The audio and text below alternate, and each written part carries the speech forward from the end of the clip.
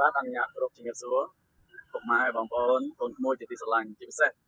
អរគុណយ៉ាងខ្លាំងចំពោះអតិថិជនដែលតែងតែមកញ៉ាំមកខ្ចប់ឬក៏កក់មុនក្នុងការជាវនៅនំគក់លូតរបស់ខ្ញុំជារាល់ថ្ងៃសម្រាប់ថ្ងៃនេះឬក៏ពីរថ្ងៃហើយណាឃើញថាការលក់មានការកើនឡើងហើយមានការគ្រប់គ្រងពីពុកម៉ែបងប្អូនច្រើនមែនទែនវាអត់អាចជាច្រើនលើសលប់រហូតដល់ញៀវ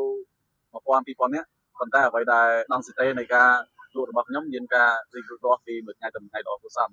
ចឹងហើយខ្ញុំមានការអរគុណយ៉ាងខ្លាំងចំពោះទឹកចិត្តក៏ដូចជា